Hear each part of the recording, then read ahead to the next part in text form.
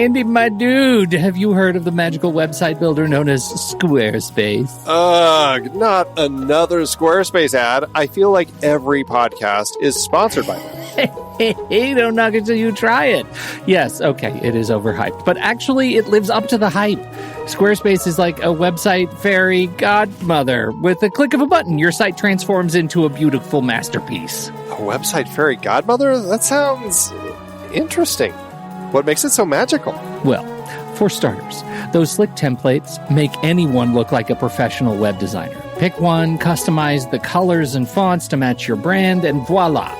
Plus, the drag-and-drop fluid engine is so easy, your grandma could build a site on Squarespace. Well, she did knit me a lovely scarf last Christmas. Maybe website design is next. Exactly. And when you're ready to sell your Nana's handmade scarves online, Squarespace has built-in e-commerce. Add a store with one click. Get flexible payment options. Then watch those sales roll in. And when she wants to teach others her steezy scarf skills, Squarespace's new courses feature is just the ticket. Nana can set up her curriculum and enrollments and payments in a snap and become the next e-knitting influencer. Oh, wow, you really sold me with the grandma angle. Sign me up for that free trial. Just go to thenextreel.com/Squarespace and transform your site into a beautiful Squarespace masterpiece. Well, thanks, Pete. Even though it's overhyped, Squarespace actually sounds perfect for Nana's site's needs. Appreciate the warning on the ads, though. I'll brace myself next time I listen to a podcast. Anytime. Let me know if you need any help getting that site up and running.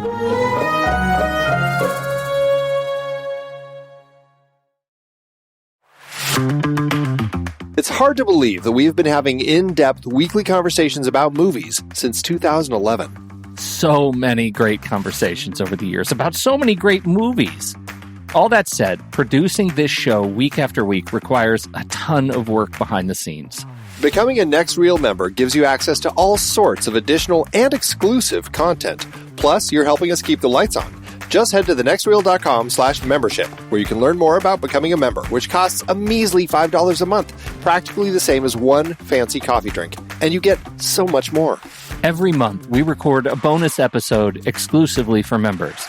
Those episodes cover movies from whatever series we're covering at the moment, or add to previous series. Some movies we've covered that only members get to hear us discuss include The Blues Brothers, The Russia House, Naked Lunch, Independence Day, The Hot Rock, and Relic, the better one.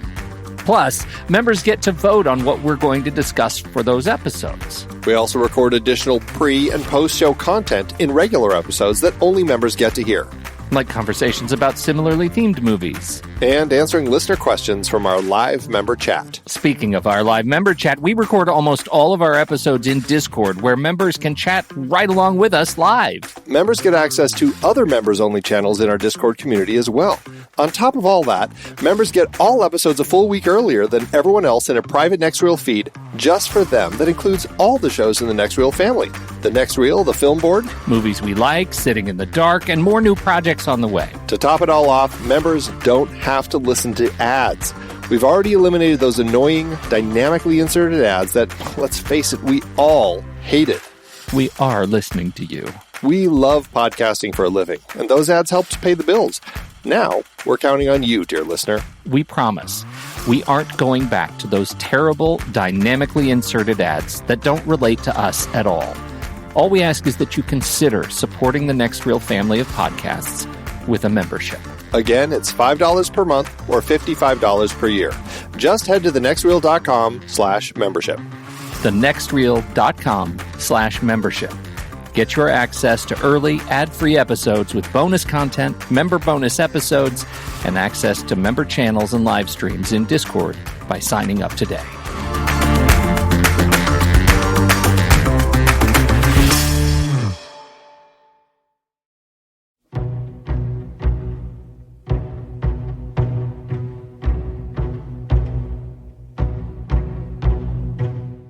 I'm Pete Wright. And I'm Andy Nelson. Welcome to the Next Reel. When the movie ends, our conversation begins. Strangers on a Train is over. It must be pretty exciting to be so important. Two fellows meet, like you and I. No connection between them whatsoever. Each one as somebody that he'd like to get rid of. So, they swapped murders. Fantastic, isn't it? You didn't know when Bruno proposed this pact that he was serious. Dead serious. You had made the mistake of speaking to a stranger on a train. And now, wherever you go, whatever you do, you find yourself dominated by his evil presence. And you, Bruno, to you, killing was the answer. Murder without clue, without motive. The perfect crime. Too perfect. And Anne, life looked very attractive to you, until the love in your heart became gripped by a terror that drew you deeper and deeper into this vortex of conspiracy.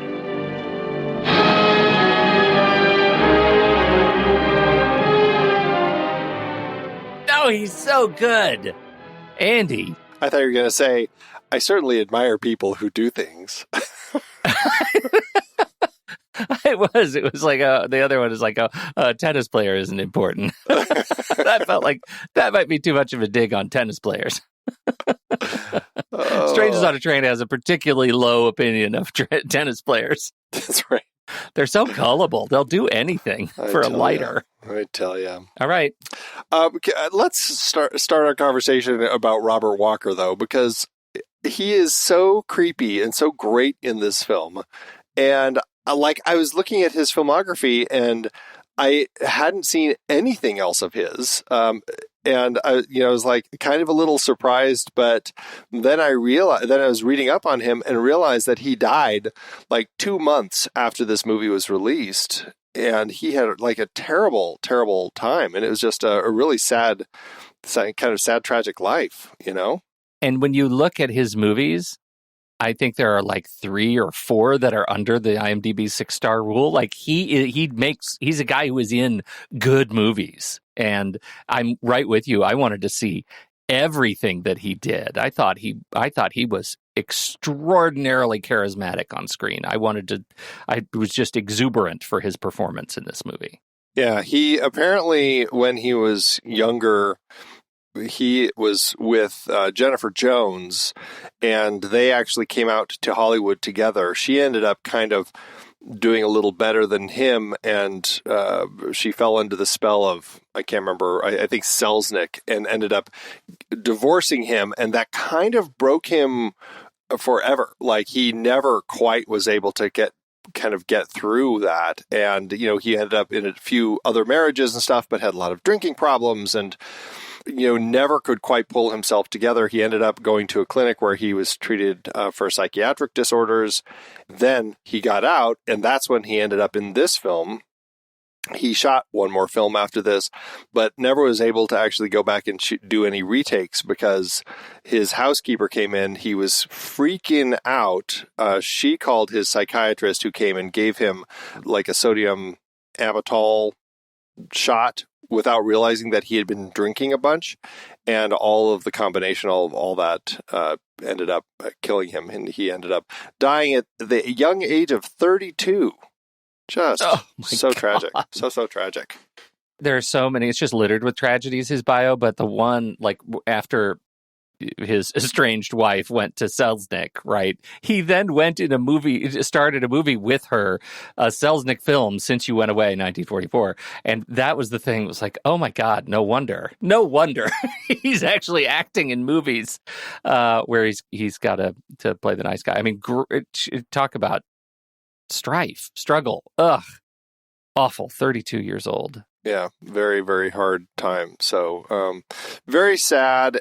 He really just is exceptional and so creepy as Bruno Antony in this film. This is one of, we haven't done a lot of Hitchcock films. I think this is maybe our 3rd or 4th that we've discussed on the show. Always fun to talk about Hitchcock, and this is certainly one of my favorites. So, where should we start? Should we start with cinematography? Probably. Yeah, I mean, that's why we're here. It's why we're here. Mm-hmm. The black and white cinematography nominated for this film, shot by Robert Burks. This is his first time working with Hitchcock, and they ended up working together for quite a while after this. He ended up shooting with Hitchcock for 14 years, I believe. I think he shot every Hitchcock film from this one up until Marnie in 1964. The only one he didn't shoot was Psycho. And so that's a hefty series of Hitchcock films. That's like a great window of films to be working on. And they very much connected because the way that Burks had worked with special effects in his own past and had a good sense as to how to do special effect photography. And then working with Hitchcock, like he had done special effect photography from the 30s into the 50s, in addition to also working as a cinematographer, like doing just specifically special effects photography, which is kind of a thing in and of itself. And so that was something that really appealed to Hitchcock, that this is a person who knew how to use the camera in creative ways to capture really interesting things. And I think it shows in this film, aside from the fantastic, well-constructed way that the film looks, there are also some great moments, like the merry-go-round at the end, the shots like the murder through the lens of the glasses laying on the ground, a lot of those sorts of things that I think highlight a lot of the creativity that they came up with for this film. Those are giant glasses, right? That's a Hitchcock thing, right? Just make a giant prop and shoot it through that. It's got to be giant glasses. It was a whole thing, and I still don't I can't picture exactly how it is in my head, but basically they shot the murder on a sound stage. Then they had the actress, this was Casey Rogers, who plays Miriam. They had her come back, and they did it again they shot through this giant concave reflector, and I'm not exactly sure I fully understand how this worked, because they shot just her through the reflector. And what Hitchcock had her do is, he said, quote, float backwards all the way to the floor like you were doing the limbo. And so she had to kind of keep lowering herself very slowly down to the floor. And somehow then they, just in their editing, they were able to kind of put all these together in a way that put that into the frame itself. But it's actually just this concave shot that was done and just put into that space of a lens of glasses that they shot close up. I'm not saying anything, but if you look at my my recent photos, you'll see an awful lot of me trying to reproduce this shot with my phone. It's hard. It's really hard to do. Yes, it is. Yes, it is. That macro lens makes it a little easier, but it's hard. Yeah. It's hard. Yeah. It's extraordinary. And I think there are a number of shots that are otherwise benign shots and sequences, but because of the way they are intercut, the cross-cutting between the tennis match and reaching for the lighter in the grate is one of the most intense sequences in this movie. It's like real edge of your seat stuff. And who cares about a lighter in a grate? But those fingers reaching, just barely touching it, like, talk about expertise in that nail-biting filmmaking to be able to make both of those things so intense that, cutting back to the tennis match where he keeps, we keep tracking the score and the deuce and the love and the deuce and back to deuce, and it's just it's incredible, just invigorating, intense filmmaking that out of context means nothing, right? They're just nothing. These are not individually horrific, thrilling sequences. They're just made so by complete expertise and allegiance to the story. It's fantastic. I really just wanted to see a wide shot of Bruno with his arm through that little grate, because he and 50 guys he had to squeeze. I was like, how did he get his arm through that grate? He got it all the way down to the bottom. It was a fantastic sequence, but clearly one that works because of the close-ups. In reality, is that there's no way he was going to get his arm down there. It was very funny. For sure. But again, it speaks to the fact that we're buying into the story construct that Hitchcock is weaving for us, and he is building that tension. We know because of the announcers that Guy is playing more fiercely than he ever plays. And so we're seeing that, we're feeling that tension of the game because he's got to get out of there. Like everything, it's a great like ticking clock sequence. Both of them are racing against the clock to get to that amusement park in time, one to plant the evidence, the other to stop him from planting the evidence. And it plays so exceptionally because you really feel it. Like you can just feel in the editing style and in the performances, everything like is just amping up the heartbeat and making everything move that much faster. And that, of course, is the end of the movie, but we skip out the actual sort of titular sequence that these two are strangers on a train. And the act of following them through the station, getting out of their cars, leading to their conversation on the train, which I think really expertly sets up the fantasy sort of universe that we're living in. Like many of Hitchcock's fare, you know, there's a certain amount of just sort of social horror disbelief you have to waive. And yet this one, I'm right in it. Like their conversation, the way they are introduced to one another, the way I should say Bruno introduces himself to Guy, I am right in their relationship from the beginning. Do you have that same sort of experience with some of Hitchcock's stuff? The one that jumps out at me in this vein particular is I can't remember what it's called. It was the Gambler. We've talked about it a bit before with the lighter and John Huston. It was one of his Hitchcock Presents stories. Oh, yeah. That kind of reminds me of this sort of thing. Yeah, and that was John Huston in the 80s redone version of it, right? Yeah, right. Right. Yeah, with the lighter, and I always win in the end, showing all the cut off fingers. Yeah. Yeah. Right. It was one of the first South. Hitchcock things I'd ever seen. What? Yeah. Say that again? Man from the South. The Man from the South? Yeah. Okay. Great episode, super creepy. But yeah, I lost track of what your actual question was because I got so focused on that TV show. Because it was so good. It was so good. It was so creepy. Loved it. That's me. Just distraction. Just bob and weave. Bob and weave. I think I was talking something about just introducing us to kind of the social horror fantastical universe that Hitchcock creates through this conversation on this train. Well, and I think that's what's so interesting, you know, about Patricia Highsmith and her writing, and because this was based on her first novel, and just coming up with this idea of swapping murders, which on the surface seems so logical. When you take the whole idea of murder out, just the concept seems like, well, yeah, it makes perfect sense. I can see why that would work. You know, there's nothing about it that... I mean, it wouldn't work for, like, just for example, it wouldn't work for you and me. No. Right? I mean... Yeah, right, because we're not strangers. We know people would see. We're not strangers. Unless...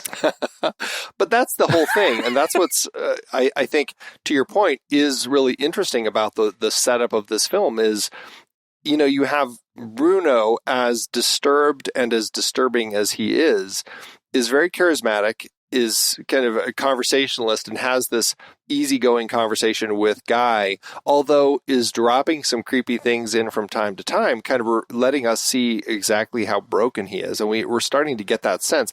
And even Guy is, by the time he is leaving from Bruno's cabin, is agreeing with Bruno, like, yeah, sure, but in a very sarcastic way. But we can see Bruno does not recognize the sarcasm with which Guy is responding. When Bruno's like, yeah, but we're good. You agree with me, right? This is good. The plan works, right? And Guy's like, yeah, sure, Bruno, whatever you say. It's interesting.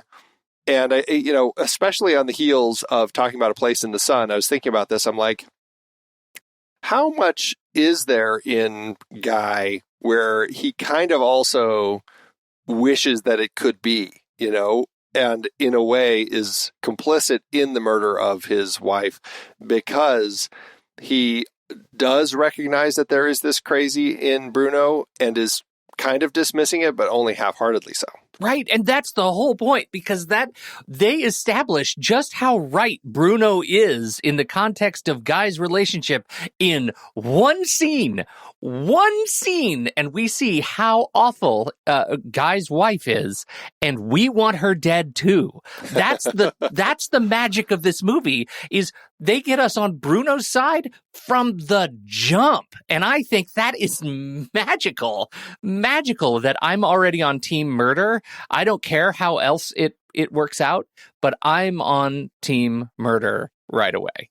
That is very Hitchcock. I haven't read Patricia Highsmith's novel, so I can't speak. I know that there were certainly some character changes, like in the book, Guy was an architect, not a tennis player, and so there was definitely some change to overall structure, but I believe that there was some deeper changes as well. But without having read it, I can't speak to it. But certainly here, it feels very Hitchcockian. You know, we have the sequence between Guy and Miriam in the record shop where she works, and we recognize that she is kind of this money-grubbing, evil woman who she's pregnant with another man's baby, but is going to accuse or tell everybody that it's Guy's, and is going to stay with him because of the money. And like, she's a terrible person. And yeah, we absolutely agree when Guy is screaming into the phone shortly after that to Anne, his girlfriend, that he wants to strangle her.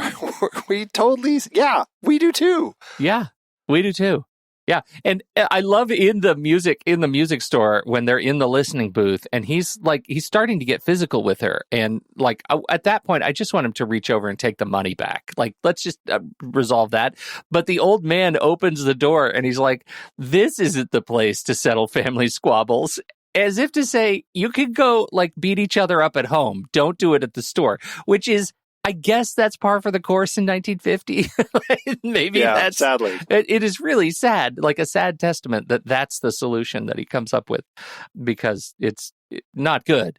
But man, she makes it hard to be on team wife. Well, even when she goes to the amusement park and Bruno follows her and we have the whole murder and everything, she's there with two guys. Two guys. I know. Like, what a floozy. Like, it is such an really interesting... leaning in. Yeah, what an interesting portrayal of this character, and just so many ways to make us hate her. And not only is she with two guys, but she starts flirting with Bruno. Like, he's standing next to her, and he's singing along with them as they're riding the merry-go-round, and she's giving eyes to him all the time. Like, she's no longer afraid of this person who's following her. She sees him as yet another conquest and is just kind of eyeing him all the time. And to the point that that's what he uses to kind of, lure her in, so to speak, right before he strangles her. Just incredibly clever. And what's interesting with all of that is there's also kind of this homoerotic undertext between Guy and Bruno that apparently Hitchcock was pretty keen on weaving into the story, because at the time there was the House of Un-American Activities Committee and everything. They were looking at different people who had been thought to be gay or whatever, and communism and homosexuality, it was all being tied together. And so Hitchcock really wanted to kind of create this tension between these two that also certainly comes across from Bruno's perspective. You know, the first time we see him at home, his mom is giving him a manicure. He's always like dressed up in the fanciest of clothes. And there is this side to him that seems like, is Hitchcock also painting this whole idea of something else going on here? And what is he saying about, people like Guy who just look completely normal, but are they? And I don't know. It was a really interesting additional element that honestly I never really thought about with this film until reading up on it. And I was like, it's very interesting. And certainly you can see it when you see how Bruno is portrayed. Yeah, Right. And I thought that was actually really interesting. This the first time we go back to his house and his mother is giving him a manicure, which is really interesting. What they created in Bruno is like a classic dandy character wearing the silk, sort of robe and, just the way he smokes, the way he walks, which is entirely different than the sort of persona he cuts on the train, right? He is a much more sort of uptight, suited guy in terms of the sort of mechanic of his manipulation. That makes total sense, right? He wants to look like who he's talking to, but that's where this movie, which uses all kinds of visual and narrative metaphor for crisscrossing, not just the crisscrossing of the murders, but my goodness, the train tracks and the stairs and all kinds of things are crossing, that we start with them looking the same and then diverge wildly as we see more and more about Bruno's home life. It was just a perfect storytelling for that character. Learning more about Bruno through his mother and through the relationship he has with his mother and that house, that extraordinary house, was really perfect. I don't know what I would have expected from Guy as the famous tennis star. But they definitely captured the weird in Bruno. Yeah, the very peculiar character, always walking around when he's at home, like he always has his silk robe on. It's an interesting portrayal of the not lazy rich, but certainly the bored rich who has nothing better to do. And I think there's an interesting element to his conversation at the beginning that certainly leans in on all this, where he's just like, I want to try everything. And it's like, okay, yeah, he's talking about, driving blindfolded and all this sort of stuff. But I think in all of that, once you start seeing it through these goggles, you can see, okay, it's also there's some homosexual subtext there as well. It sounds like this was something added in that wasn't necessarily in Patricia Highsmith's novel, which is interesting because it certainly feels like something that Highsmith explores in other books of hers. It makes me want to watch a lot more Hitchcock movies again, right in a row, because it feels to me like that's something that Hitchcock is interested in toying with in terms of narratives that he finds interesting, playing these sorts of tropes against one another in unique ways. I really appreciated it in this watch. Yeah, for sure. We haven't really talked about Farley Granger a whole lot. He plays Guy Haines. He had been in Rope already, somebody who had performed in with Hitchcock, and an interesting actor who I think he has a great look. And it's, interestingly, I think I don't know how much it was planned, but, as somebody who was bisexual and closeted at the time, certainly ties into everything we're just talking about. Right. I say that I don't know how planned it was because he wasn't the first choice. I think it was William Holden that Hitchcock had originally wanted for the part. But I really enjoy watching Farley Granger on screen. I think he's an interesting actor. I don't know if I've seen a ton of his stuff, like They Live by Night, Rope, and this. That may be it. Have you seen much of his work? I mean, I don't want to say he was new to me. I'm like you. I mean, I've seen a couple of things, but certainly not as a student of Farley Granger's catalog. He's of an era that I saw the big hits. Yeah. I think even of his top four, I haven't seen The Prowler. And you caught the other ones. They Live by Night, Strangers on a Train, and Rope. Yeah. Oh, and I'm sure I saw him in Murder, She Wrote in 1990. He did one episode. The Prowler is one that I'm like, is that something that I caught on TV ages ago? It's possible, but I can't speak for sure. Andy. What? We have urgent news from the front lines. Farley Granger was in 56 episodes of As the World Turns. I absolutely saw Farley Granger on As the World Turns in that era and did not even know it between 86 and 88. That was peak summer soap viewing for Pete. That's hilarious. I am sure I saw him. I was a big General Hospital As the World Turns guy. Did not even know it. Extraordinary, Farley Granger. Extraordinary. He also popped up in One Life to Live. But how many episodes, really? 62 episodes in One Life to Live? Oh, my God. Oh, my God. I am shook. I am shook. Oh, so funny. So funny. Okay. But certainly an interesting actor. And I think in this case, he works well. It's interesting. There was a change from the book, and I actually want to chat with you about this to see what you think, because this was something that my understanding from reading up on it is it was kind of one of those changes that was kind of forced upon them by the production code and everything. But in the book, he actually does end up killing Bruno's dad.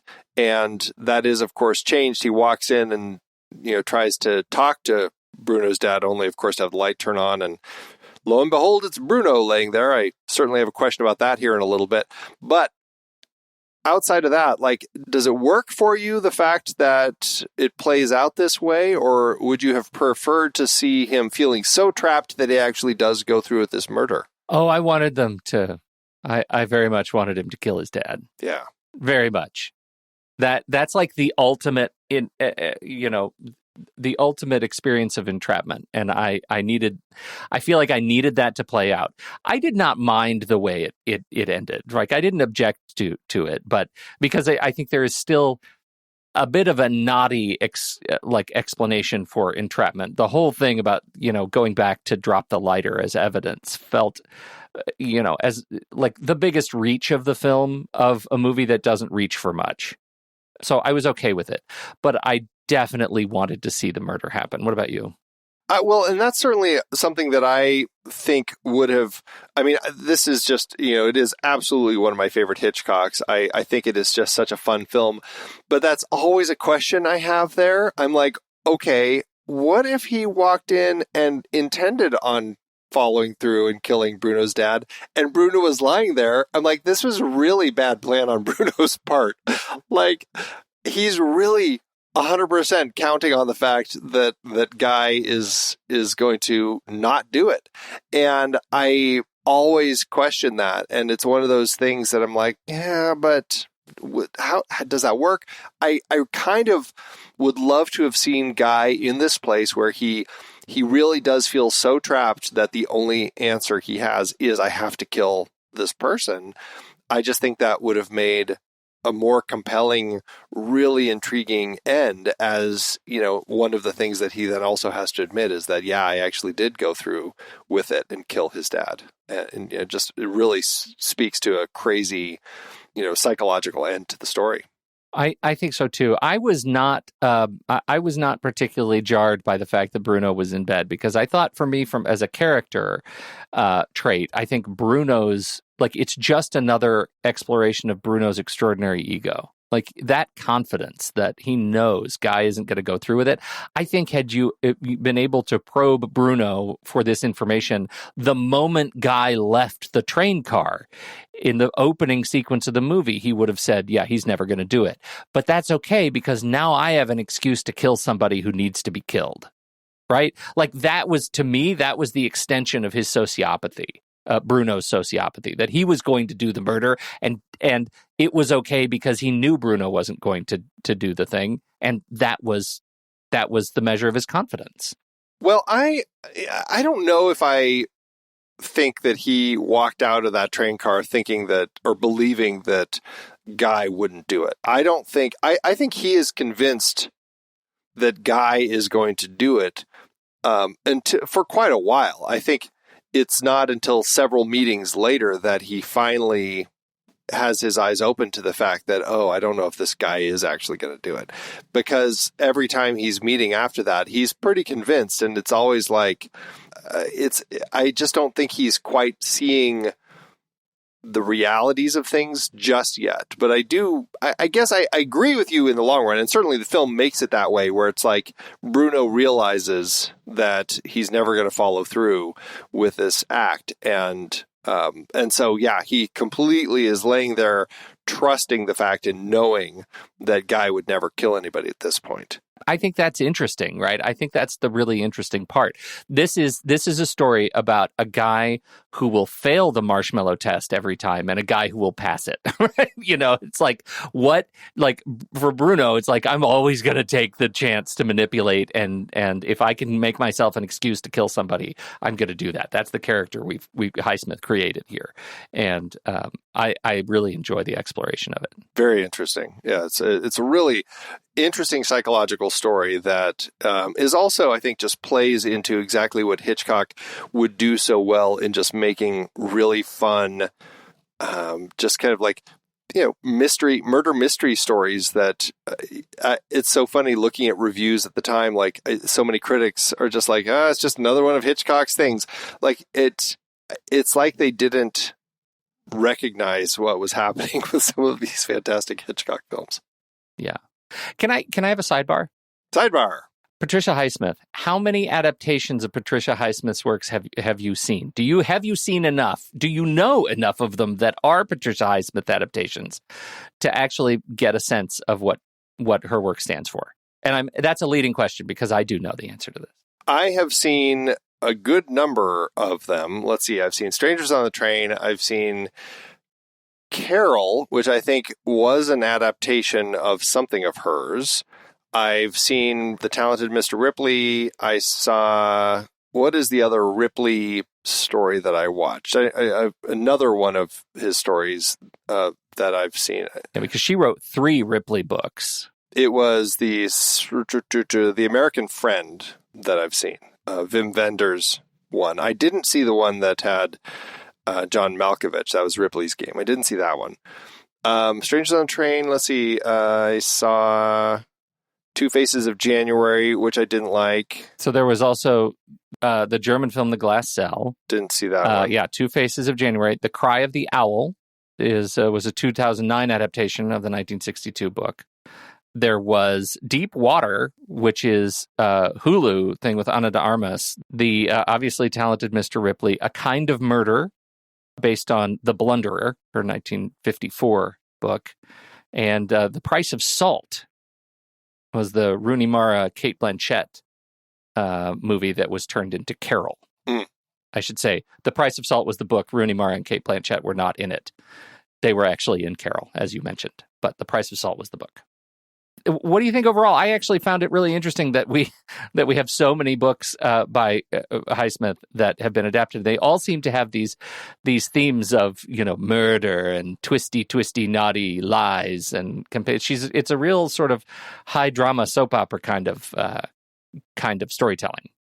Well, definitely a lot of psychological con artist sociopathy that seems to run through them, and certainly I think.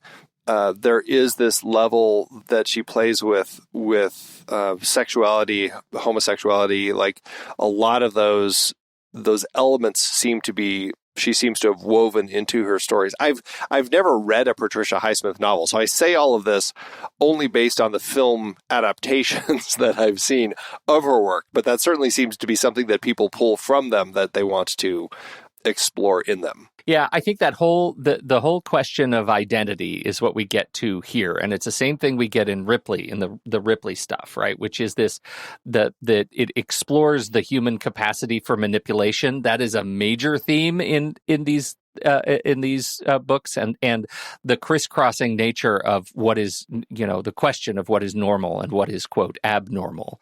How far outside the human experience is no longer, fluid acceptance and considered morally wrong.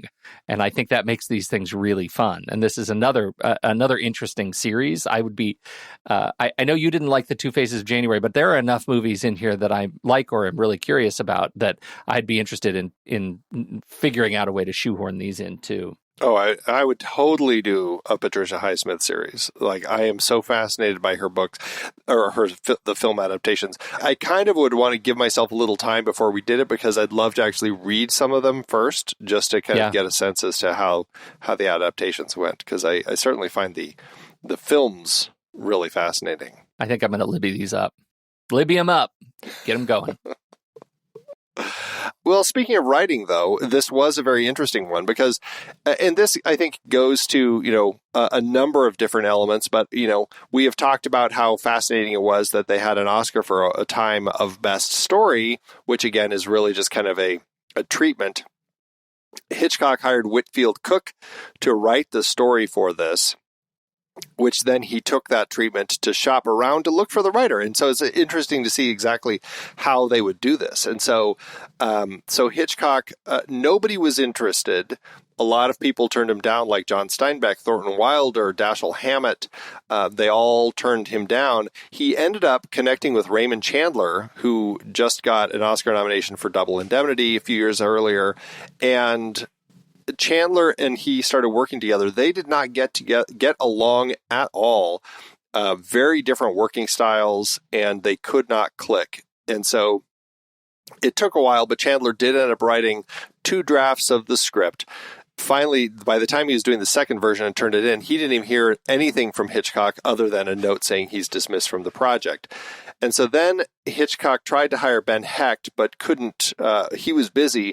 And so Hecht recommended his assistant, Czenzi Ormonde, to write it. She had only, I think, written a novel at that point, but had been assisting Ben. She came on to write, and I guess it worked between Hitchcock and her. They got along well. She ended up really clicking with Hitchcock's associate producer, Barbara Keon, and the two of them, with the help of Alma Revel, Hitchcock's wife, really the three of them are the three who pretty much wrote this script and crafted it. Now, interestingly, and this is probably why the WGA works the way it does these days, they were the 3 people who largely wrote it. Hitchcock wanted the writing credit to go to Whitfield Cook, who wrote the story, and Czenzi Ormonde, who he had hired to write it. Not the other 2, because they weren't actually hired to write. They were doing other jobs, but that's how things were. Warner Brothers, on the other hand, thought that it would be more beneficial for them to be able to say Raymond Chandler wrote it, and they would get more of an audience having Raymond Chandler's name showing up in the credits. And so they insisted that his name be credited. And so it's credited to Raymond Chandler and Czenzi Ormonde from the story by Whitfield Cook. And it's funny because they say there's hardly a single thing that Chandler had written in this version of it. But that's the way that the system worked. And you can see why the WGA now is so litigious and reviews all the different scripts and compares them to, okay, who's going to get the credit because of things like this, where the studio says, oh, no, but Chandler's the one with the name, so we want him on it. Yeah.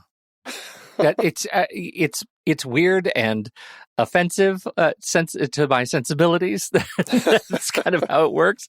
Though I'm not going to lie to you, it helps. Like Chandler's name means something, right? It means something beyond, like, he has a brand, and I can totally see why a Chandler penned script with next to Hitchcock's name feels like a compelling argument to be made from studio marketeers. Well, obviously it worked. I mean, until doing research on this film, I assumed that he had actually been more of a part of it than he was. And it's only reading up on it, I'm like, oh, so I'm actually not watching anything of Chandler's up on the screen.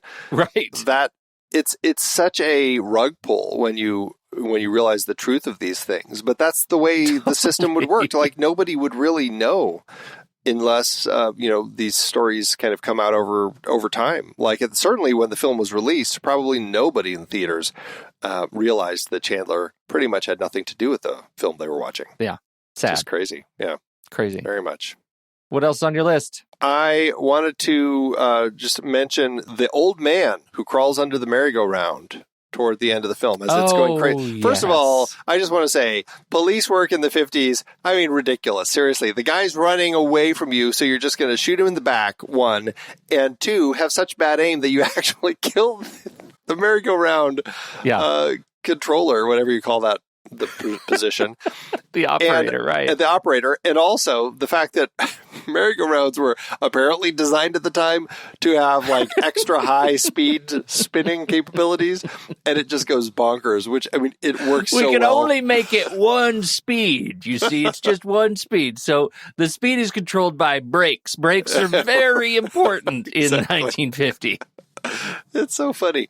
But apparently, so this old man, this random character who comes up, they're like, how are we going to stop this? Oh, I can do it.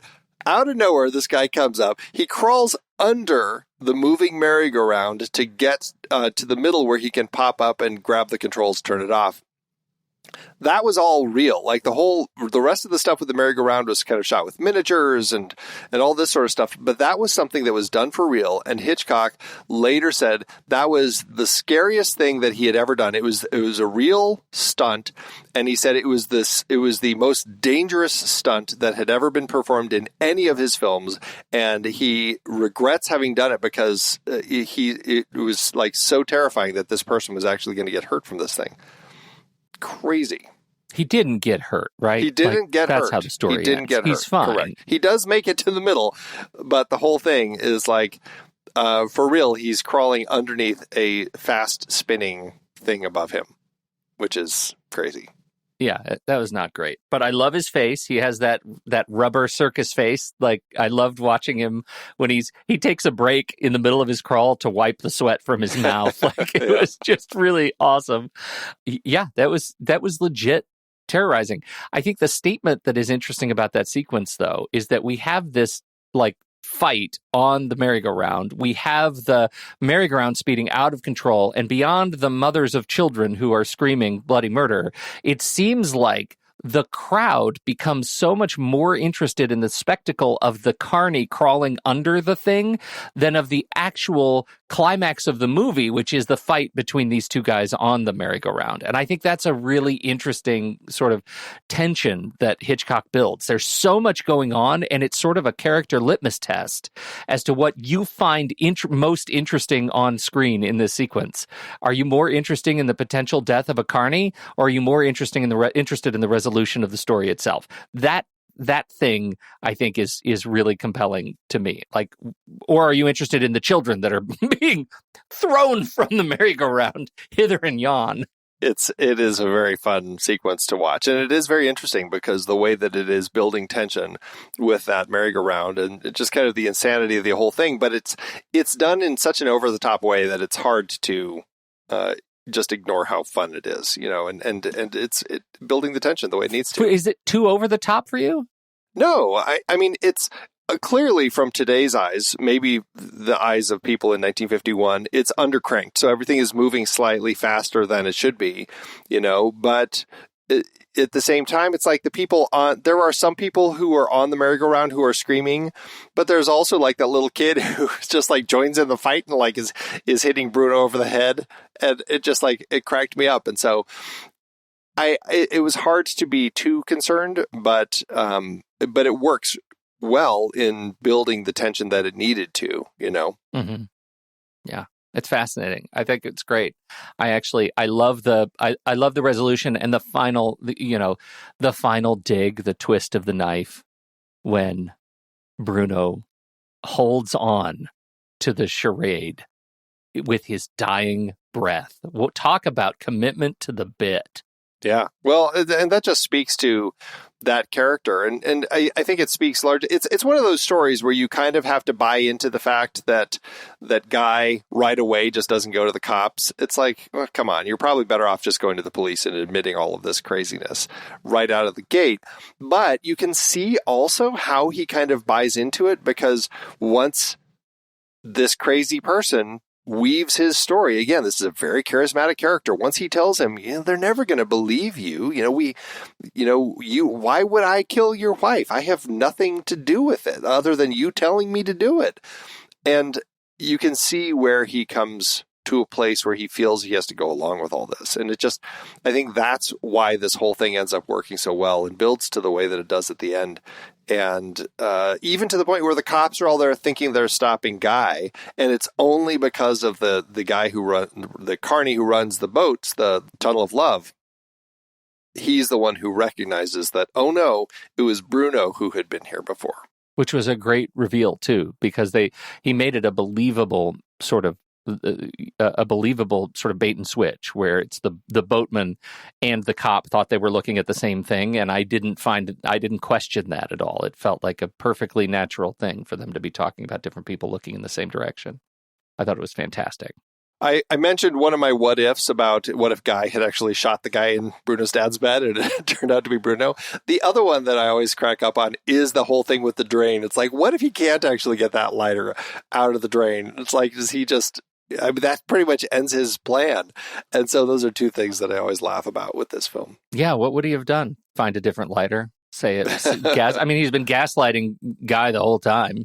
Right, exactly. I mean, I could sort of believe him standing there and saying, "Oh no, that's your lighter. That's the lighter you dropped. I saw that lighter on the train." Exactly. It's a movie full of a character who just lies.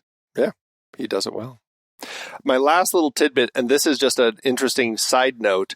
Carol Burnett, actually, when she was young, she was actually working at a movie theater as an usher, and the theater was showing Strangers on a Train. She had seen the movie. A couple patrons came to watch it. And, it's that era where people just show up to watch movies willy-nilly, whenever. And this is why Hitchcock would do his ad, like for Psycho, saying, "Don't be late.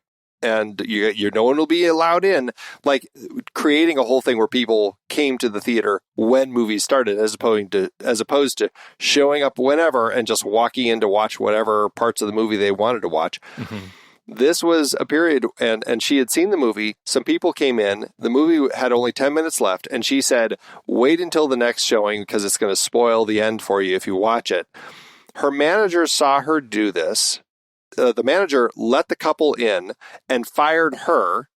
And so later, once she became a star and she was offered to get her the star on the Hollywood Walk of Fame, they asked where she wanted it. And she picked right in front of that movie theater, which I think is hilarious. That's fantastic. That is so good. Carol Burnett is Bruno. Long troll. Yes, indeed.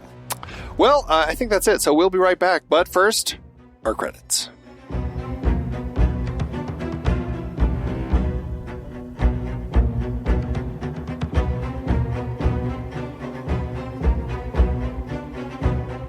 The Next Reel is a production of True Story FM. Engineering by Andy Nelson. Music by Artie Sun, Oriole Novella, and Eli Catlin. Andy usually finds all the stats for the awards and numbers at the-numbers.com, boxofficemojo.com, imdb.com, and wikipedia.org. Find the show at truestory.fm, and if your podcast app allows ratings and reviews, please consider doing that for our show.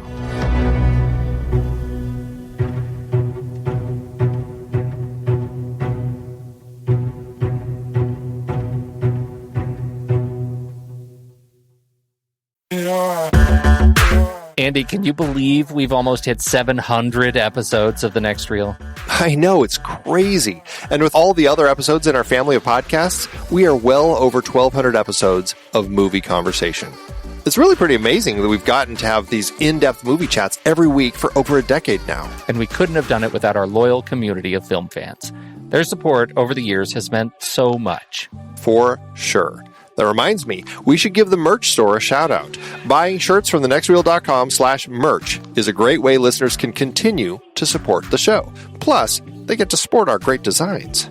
Absolutely. I think sometimes folks forget we have a variety of shirts, mugs, phone cases, and more available. In fact, a great place to start is with a shirt sporting the Next Reel's logo. We also have that classic Fast Times Spicoli Surf School tee, or the weirdly popular Rusty's European Tour shirt. The one from National Lampoon's European Vacation. Why is that so popular? Search me, but we have sold a ridiculous number of those. I guess there are a lot of Rustys taking trips to Europe? We're always adding new designs based on movies we've covered, like our brand new design for a streetcar named Desire, featuring a streetcar named Desire. So if you want to rep your love of TNR and films, head to thenextreel.com/merch. Every purchase helps us continue to have these weekly in-depth conversations. So visit thenextreel.com/merch today. And as always, thanks for listening and being a part of the Next Reel community. We've got lots more great movie chats coming your way. All right, Andy, sequels and remakes. How many have I seen that I did not know were referencing this movie? Well, we already talked about a lot of Patricia Highsmith's adaptations and everything. This story had several radio versions because it's certainly the era for that. Absolutely, you have to mention the fantastic Frank Oz film, Throw Mama from the Train, which I have a strong love for it. I love that film. It just makes me laugh to no end. It's just bonkers. And, I don't think it's for everybody, but I sure laugh when I watch that one. There was a 96 TV remake of this called Once You Meet a Stranger. It was a they swapped genders for that particular version of it, and it was Jacqueline Bisset and Teresa Russell who actually were the main characters in that version of the story. When did the murders happen, if they're switching genders? Is it still a murder story? Yeah, it still is the same thing. They meet on a train and everything. It's just... it's not like a Freaky Friday gender swapping, parent swap. No, they just switch genders in the narrative. Okay, it's women doing the murder. Two women. One wants to divorce her husband. One hates her mother. And that whole thing. Okay. Yeah. I get it now. I don't know why I went to magic. I think you started with Throw Mama from the Train, and I was totally thrown. Throw Mama from the Train. Apparently. Yeah. Apparently, in 2015, there was an announcement that David Fincher was going to direct a version of this, written by Gillian Flynn. Is it Gillian or Gillian Flynn? Oh, why would you ask me that? I think it's Gillian. I would say Ms. Flynn, who, of course, wrote Gone Girl with Ben Affleck in it, just called Strangers. Apparently, because of all the schedules of the three of them, it went into development hell, and nothing has come of it. And that's kind of where that died. But to your point, as far as feeling like this story's out there, if you go to TV tropes, there is, of course, a trope called the Strangers on a Train plot murder. Interestingly, I suppose, obviously, this film and book together they have it named the trope namer, the trope maker, and the trope codifier. Wow. Yeah. It's got that's a real triumvirate, the Triple Crown. It's the singularity. This is the singularity. Yeah. It is the source of everything related to this particular trope. So there it is. Fascinating. Yeah. Okay. You go, Highsmith Hitchcock. Smith. No, I don't want to try a concatenation of that name. We'll never be able to write it in Discord. Okay. How about at award season? How did it do at award season? This is, again, why we're here. It is. It also, I think, speaks to the way that this film was received at the time, very much receiving it as a Hitchcock murder thriller. Nobody was really looking at this as an awards film. So it only had 3 wins with 2 other nominations. At the Oscars, Robert Burks did get nominated for Best Cinematography, Black and White, but as we talked about last week, lost to A Place in the Sun. Hitchcock was nominated for Outstanding Directorial Achievement in Motion Pictures, but lost to George Stevens, also for A Place in the Sun. This, however, did make it onto the National Board of Review's top 10 for the year, along with A Place in the Sun, A Streetcar Named Desire, An American in Paris, Death of a Salesman, Decision Before Dawn, Detective Story, 14 Hours, Quo Vadis, and The Red Badge of Courage. And, of course, the National Film Preservation Board added it to the National Film Registry in 2021. Took a long time to get there, but it did. And in 2017, it was added to the Online Film and TV Association's Hall of Fame. So there you go. That's it. Okay.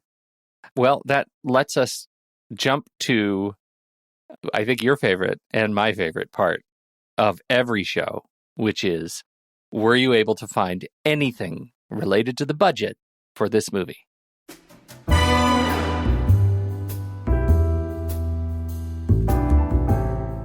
Holy cow, Pete. I think I may have discovered Warner Brothers' answer to Eddie Mannix. Who is it? His name is William Schaefer, and he is responsible for what's called the William Schaefer Ledger. This little bit of magic told me that Warner gave Hitchcock $1.2 million to make this movie, which is almost $18.7 million in today's dollars.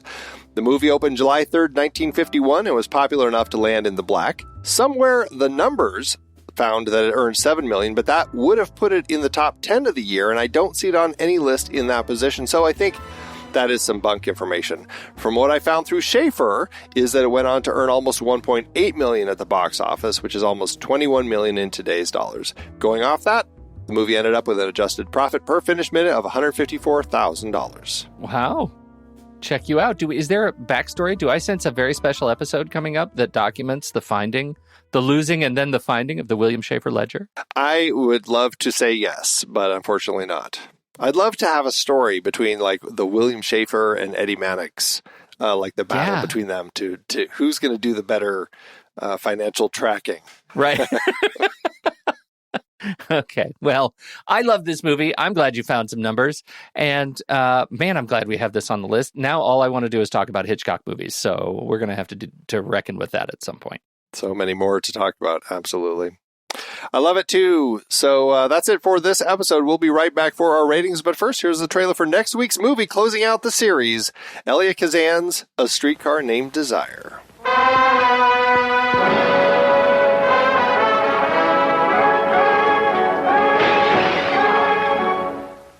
Hey, Stella!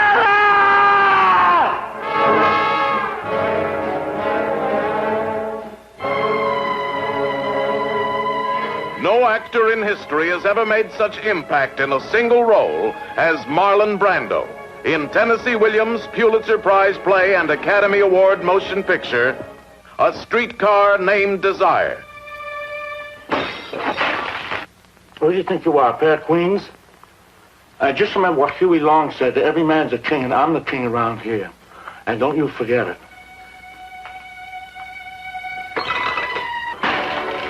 Fighting, lusting, loving, never for a moment less than completely alive.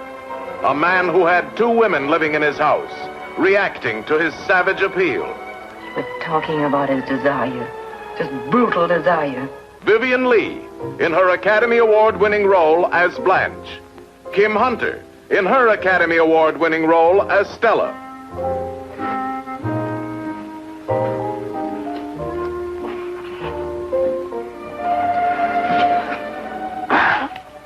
You don't ever leave me, baby. A story ripped from the fabric of life, as earthy and violent as its unforgettable star.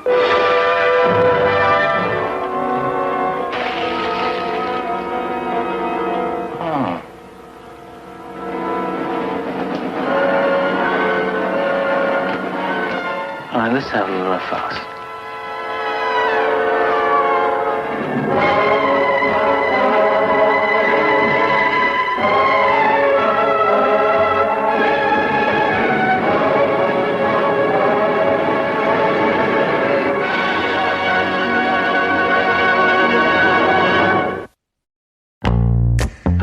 It is hard to believe we've been having in-depth weekly conversations about movies since 2011. You're telling me producing this show week after week is so much fun, but it does require a lot of work behind the scenes. If you'd like to help support our efforts, one easy way is by using our Originals page when shopping for books and movies that we've covered. Your purchases made through our links give us a small commission at no extra cost to you and allow us to keep having these great discussions. The Originals page at thenextreel.com/originals links to the source material for all of our adapted film discussions. Purchasing through our links supports the show. In Season 13, we explore various awards categories and the films nominated in them. We wrapped up our 1940 Best Picture series with adaptations of Mice and Men from John Steinbeck and Wuthering Heights from Emily Bronte's novel, not to mention the play Dark Victory by George Brewer Jr. and Bertram Bloch. The 1947 Academy Award adapted screenplay series featured Anna and the King of Siam, based on Margaret Langdon's book, plus The Best Years of Our Lives, Brief Encounter, and The Killers. The 1952 cinematography nominees included Death of a Salesman and A Streetcar Named Desire, A Place in the Sun, based on both a play and a book, and Strangers on a Train, based on Patricia Highsmith's first novel. So many great movies based on books and plays, like Beckett, The Pumpkin Eater, A Boy and His Dog, Rollerball, The Princess Bride, Congo, The Scarlet Letter, Jackie Brown, The Deep End, The Gray, The Woman in Black, and Top Gun Maverick, which I'm very much looking forward to revisiting. Get the source books at thenextreel.com/originals. Start your next read or reread from the movies we've covered. Visit thenextreel.com/originals today. Letterboxd, Andy. This is the part where you take stars from other movies and you put them on this movie, robbing them from future generations of movie lovers. What do you want to do with your Letterboxd review of this movie? This is a very easy one for me. It's just always been one of my favorite Hitchcocks, and it gets just better and better with age. I have such a great time with it. Easy 5-star film, and certainly in my top 5 Hitchcocks. It's just so much fun to watch. Do you want to tell us what your top 5 Hitchcocks are? I would, yes. North by Northwest, Psycho, Vertigo, Rear Window, and this. Wow, that was fast. I think in that order, but they can, well, I'm looking at my Letterboxd list of them. Oh. So I was going to say, okay, now it's number 7 and make it a game, but you're cheating. You're already cheating. Yes, that's what lists are for.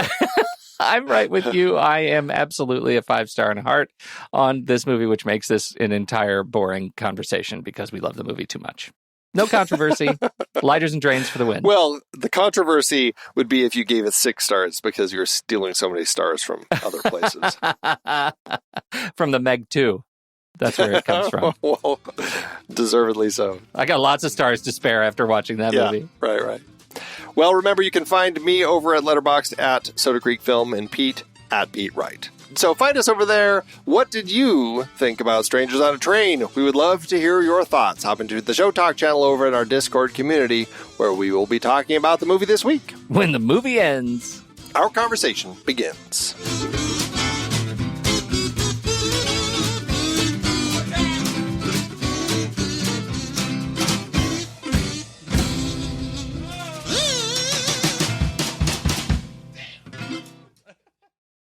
Letterboxd, give it, Andrew. As Letterboxd always do it.